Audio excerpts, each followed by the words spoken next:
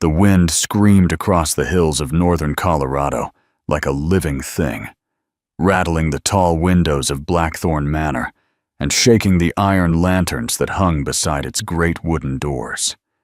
Inside the dark study, Duke Alexander Blackthorn stood alone, staring out at the rolling land that belonged to him as far as the eye could see. The sky was heavy with storm clouds, and the wide fields below looked cold and empty. The house behind him felt even emptier. At 34, Alexander had everything most men dreamed of. He was tall, broad-shouldered, and carried himself with quiet authority. His dark hair was thick, but streaked with early silver near his temples, and his eyes were a deep gray that seemed to hold back unspoken thoughts. In another life, he would have been the most desired bachelor in all of Colorado.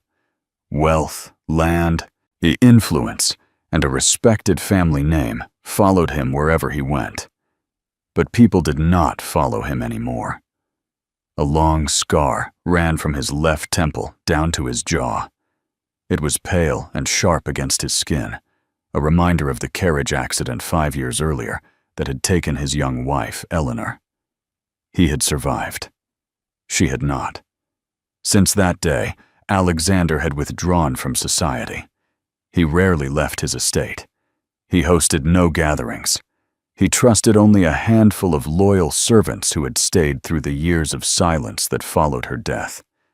The house had grown quiet. Too quiet. "Your Grace," came the careful voice of his secretary, Mr. Collins, from the doorway. "The morning mail has arrived. There are replies." Alexander turned slowly from the window. 3 months ago, in a moment of deep loneliness, yet he had placed a small advertisement in several respectable newspapers across the country. He had not signed his full name. He had used only his initials and a post office box in Denver. In the advertisement, he had written plainly that he sought a wife not for wealth or status, but for companionship. He had written that he valued kindness, intelligence, and a quiet spirit. He had not mentioned the scar. He had not mentioned the grief. "How many?" he asked calmly as he took his seat behind the large oak desk. "8 letters, Your Grace," Mr. Collins replied. 3 appear very interested in your financial situation. 2 ask directly about your holdings. 1 seems bold in her expectations." Alexander gave a faint smile that did not reach his eyes. "And the others?" "There is one in particular," Mr. Collins said gently, at placing a simple cream-colored envelope on top of the stack. "This one feels different." Alexander picked it up. The handwriting was neat, but not fancy. The paper was good quality, though not expensive. He opened it carefully and began to read. "Dear Sir, I never imagined I would answer such an unusual request, yet something in your words felt honest. You spoke of loneliness not with self-pity, but with truth. I know that feeling well. My name is Miss Clara Bennett. I am 26 years old and live in a small town outside St. Louis. My father passed away this spring after a long illness. I have no brothers or sisters, and the house we shared has been sold to cover his debts. I have some education, a steady nature, and experience managing a household. I do not seek romance like in the novels. I seek partnership, respect, and a quiet life with purpose. If you are sincere, then I am willing to continue this correspondence with honesty. Respectfully, Clara Bennett." Alexander read the letter twice. There was no flattery, no greed, no dramatic language, only calm honesty. For the first time in years, something stirred inside him. The letters continued over the following weeks. Clara wrote of her love for reading, of tending small gardens, of caring for her father during his illness. She spoke of hardship without bitterness. She asked thoughtful questions about his land, about the people who worked for him, about what he hoped for in the future. In return, Alexander found himself writing more openly than he had expected. He told her about Blackthorn Manor, about the wide ranch lands and the tenants who depended on him. And he spoke of improving irrigation systems and building better homes for workers. He admitted to feeling isolated, though he did not yet reveal why. One letter changed everything. "You once wrote that you feel as if you watch life from behind a window," Clara wrote. "I understand that. Since my father's passing, I sometimes feel as though the world continues without me.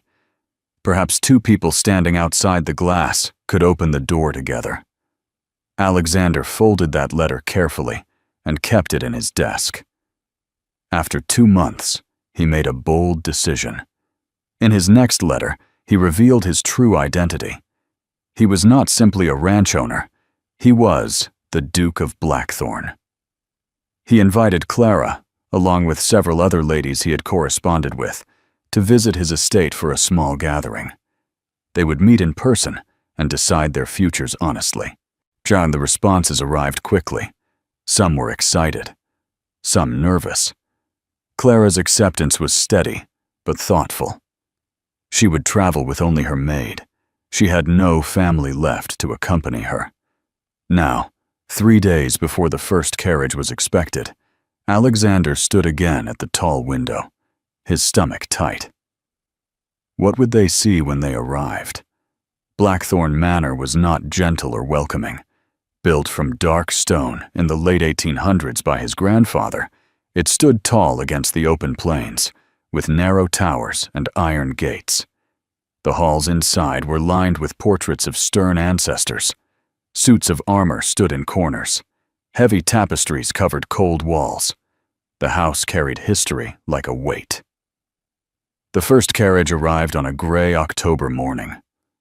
From his window, Alexander watched a young woman step down, dressed in the latest fashion from New York. She looked up at the dark towers of the manor. Her smile vanished. Within minutes, she was arguing with her driver. 10 minutes later, her carriage rolled back down the drive without her ever stepping inside. The second lady lasted longer. Miss Evelyn Harper entered the great hall, glanced at Alexander's scar, gasped, and fainted. When she recovered, she claimed sudden illness and demanded to return home at once. The third lady forced politeness for an hour. She spoke kindly, but her eyes betrayed her fear. By morning, she too was gone. With each departure, the house grew heavier. By late afternoon, Alexander had retreated to his study with a glass of whiskey and the quiet belief that this had been foolish. Perhaps he was meant to live alone among his ghosts. A knock sounded at his door. "Your Grace," said Mrs. Whitaker, the housekeeper. "The final guest has arrived, Miss Bennet." Alexander froze. "She is still here?" "Yes, Your Grace. She requested tea in the library. She has been admiring the book collection." He set down his glass slowly. Clara Bennet was still here. He straightened his coat and walked through the dim corridors toward the library. His footsteps echoed softly on the stone floor. When he entered, he saw her standing near the tall shelves, a book in her hand. She turned at the sound of the door. She was not the kind of beauty that made people stare in ballrooms. She was tall and graceful, with warm brown hair pulled back neatly. Her hazel eyes were clear and steady. Her dress was simple, but well made. Most striking of all was her expression. She did not flinch, and she did not stare at his scar with shock or disgust. She looked at him calmly, as if she had expected exactly what she saw. "Your Grace," she said with a proper but relaxed curtsy. "Thank you for inviting me." Alexander studied her carefully. "Miss Bennet, I am surprised you chose to stay." She smiled slightly. "It is certainly an impressive home. I imagine it has frightened many." "It has," he replied honestly. "And my appearance has not helped." Her gaze moved briefly to his scar. There was no pity in her eyes, only understanding. "You were injured," she said softly, "and you survived." The simple statement struck him harder than any dramatic reaction could have. "My wife died in the accident," he said quietly. The words had not left his lips to a stranger in 5 years. "I am sorry," Clara replied. Her voice carried real compassion. "Grief changes a house. It changes a person. But it does not end a life unless we let it." They sat near the fireplace. The wind outside continued to howl, but inside the library something shifted. "Why did you stay?" he asked finally. "When others fled." Clara met his gaze without hesitation. "Because I came to meet the man who wrote those letters, the man who cares about his people and speaks honestly about loneliness. That man is still here. I see him." For the first time in years, Alexander felt the tight hold around his heart loosen slightly. She had chosen to stay, and for the first time since the accident, hope stepped quietly into Blackthorn Manor. The next morning dawned clear and bright over the wide Colorado plains. Sunlight spilled across the hills and touched the dark stone of Blackthorn Manor, softening its sharp edges. For the first time in years, Alexander did not wake with a heavy feeling in his chest. He dressed carefully, choosing a dark coat that fit him well, smoothing his silver-streaked hair with more attention than usual. He told himself it did not matter. Yet it did. When he entered the breakfast room, Clara was already there, seated near the tall windows with a cup of tea in her hands. Morning light warmed her face. She looked peaceful, and as if she belonged in that room. "Good morning, Your Grace," she said with a gentle smile. "Alexander," he replied quietly. "When we are alone, you may call me Alexander." She nodded. "Then, good morning, Alexander." They shared breakfast with easy conversation. Clara asked about the land, about the workers who lived in small cottages beyond the hills. She listened with real interest as he explained the challenges of drought seasons and cattle losses. "You care about them," she observed. "They depend on me," he answered simply. "And you depend on them," she added softly. He had not thought of it that way before. After breakfast, he offered to show her the grounds. They walked through long corridors lined with portraits of stern men and serious women. Clara paused before one painting of his late wife Eleanor. At the portrait showed a bright young woman with kind eyes and a hopeful smile. "She was beautiful," Clara said gently. "She was light," Alexander replied. "She filled this house with warmth." "And when she died?" Clara asked carefully. "Did you try to keep everything the same?" He hesitated. "Yes." Clara studied the painting a moment longer. "Sometimes holding on too tightly keeps the past from resting peacefully." Her words stayed with him as they stepped outside. The gardens had once been Eleanor's pride. Now they were overgrown. Rose bushes climbed wildly over broken trellises. Stone paths were hidden beneath weeds. The fountain at the center no longer ran. Alexander felt a familiar sting of guilt. "I could not bear to change it," he admitted.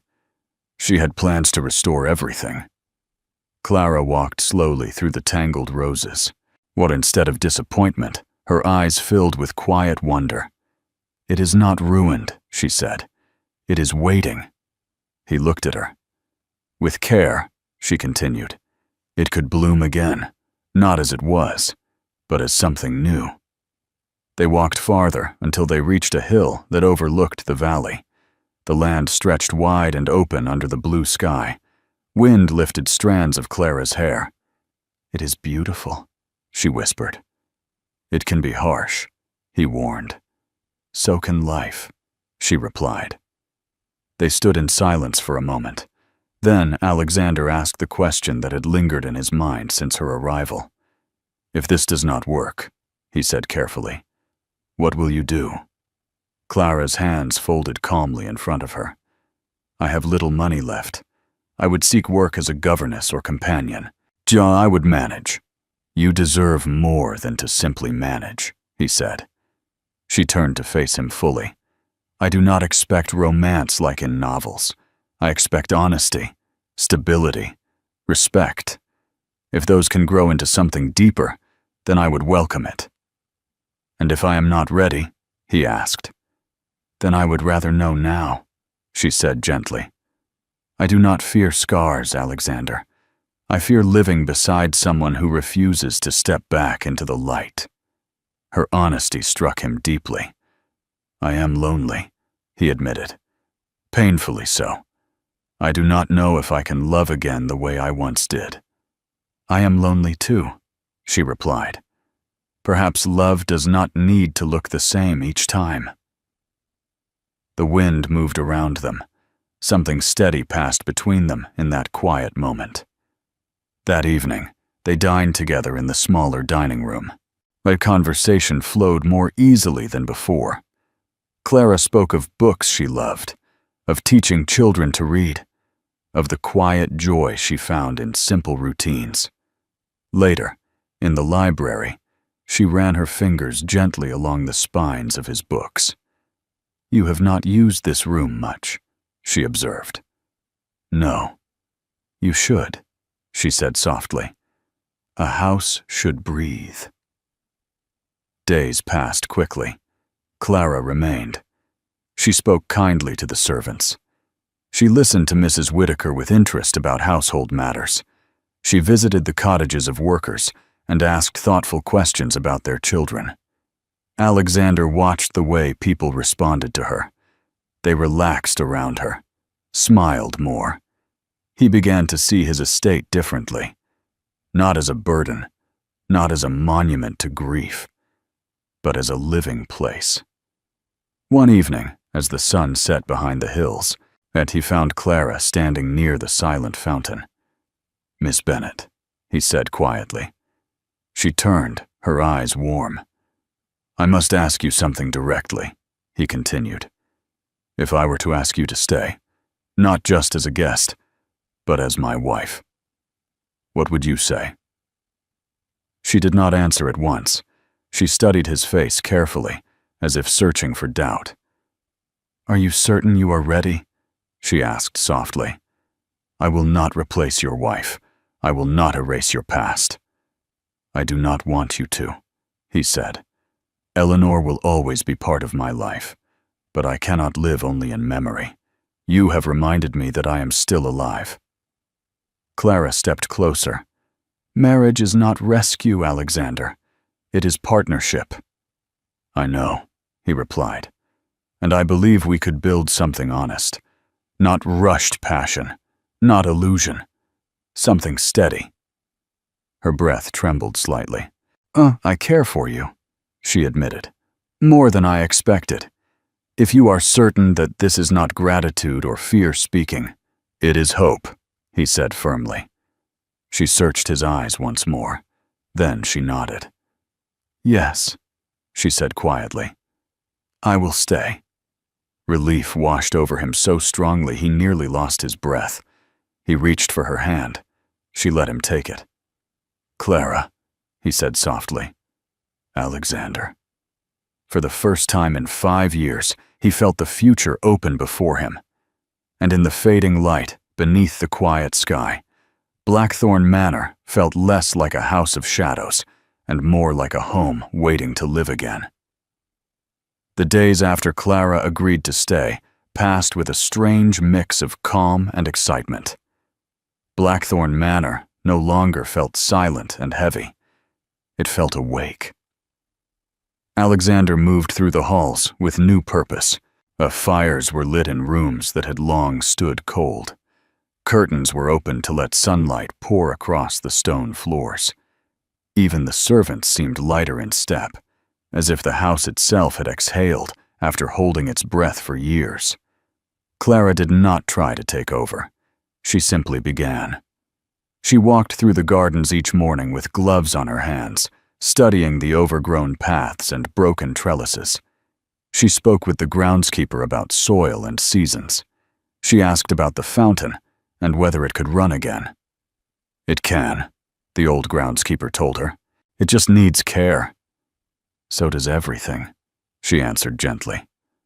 Alexander watched her from the library window one afternoon as she knelt beside the wild roses.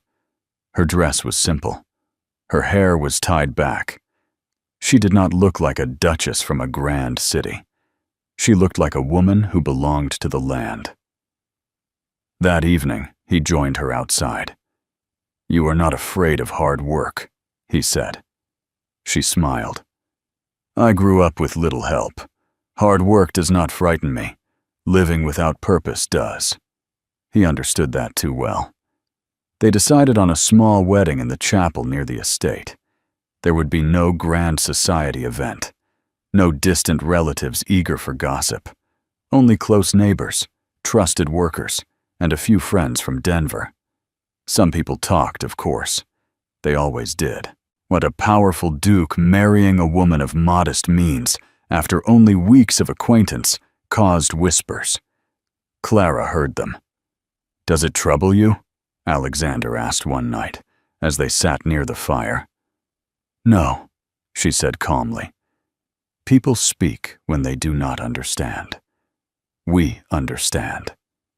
The night before the wedding, Mrs. Whitaker brought Clara a small velvet box. "From His Grace," she said with a knowing smile. Clara opened it carefully. Inside rested a delicate necklace of pearls and blue stones. "It belonged to his mother," Mrs. Whitaker explained. "He said you should wear it tomorrow." Tears filled Clara's eyes, not because of its value, but because of what it meant. Acceptance, belonging. The morning of the wedding dawned clear and golden. The wind had calmed. The sky stretched wide and blue above the Colorado hills. Alexander stood in his dressing room, adjusting his tie for the third time. He caught sight of himself in the mirror. The scar was still there. But the haunted look in his eyes had softened. He no longer looked like a man trapped in yesterday. He looked like a man stepping into tomorrow. When the chapel doors opened and Clara appeared at the entrance, his breath left him. She wore a simple ivory gown. The pearl necklace rested gently at her throat. Sunlight streamed through the stained glass windows and touched her hair with warmth. She walked toward him with steady steps. No father gave her away. No brother stood beside her. Yet she did not look alone. She looked certain. When she reached him, she smiled softly. "You look nervous," she whispered. "I am," he admitted. "So am I," she said gently. When the minister spoke of commitment, of choosing one another not only in happiness, but in hardship, of building something strong through trust and respect. When Alexander spoke his vows, his voice did not shake.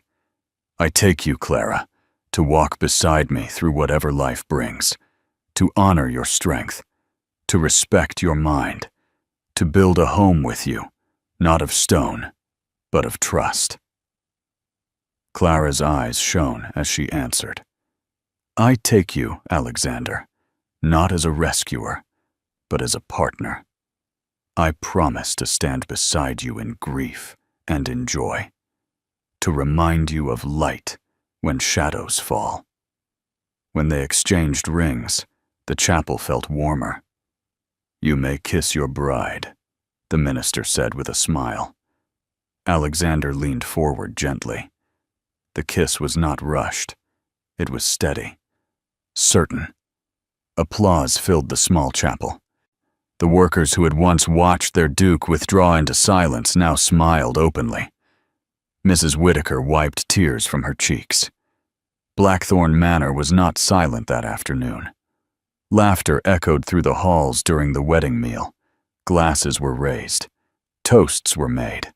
"To the Duke and Duchess of Blackthorn," one neighbor called out. "May this house never know such silence again." Later, as the guests departed and quiet returned, Alexander and Clara stood alone in the garden near the fountain. Water flowed once more. The fountain had been repaired the week before the wedding. It now sparkled in the fading sunlight. "It sounds alive," Clara said softly. "So do we," Alexander replied.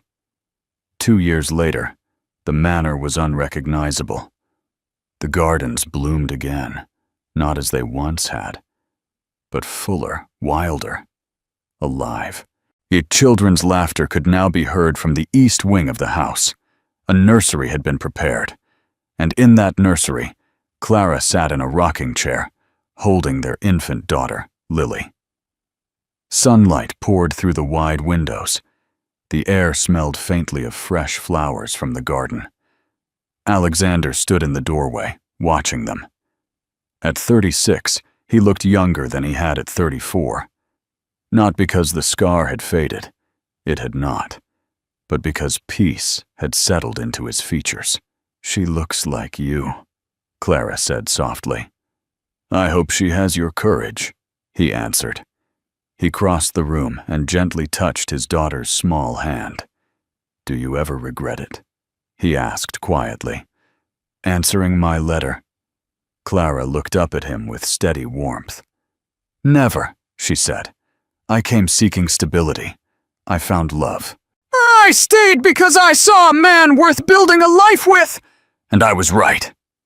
Alexander bent and kissed her forehead. He had once believed Blackthorn Manor carried a curse. Loss had followed him like a shadow. But now he understood something simple. The house had not been cursed. It had been waiting for someone brave enough to walk through its doors and stay. He had sought a wife through letters, expecting practicality and quiet companionship. Instead, he had found renewal. He had found laughter where silence once ruled, light where shadows once clung, a family where loneliness had lived. And in the restored gardens of Blackthorn Manor, where old roses bloomed beside new plantings, the past and present stood together without pain. Not erased, but healed. Because sometimes, when others flee from darkness, it takes only one brave heart to remain, and staying can change everything.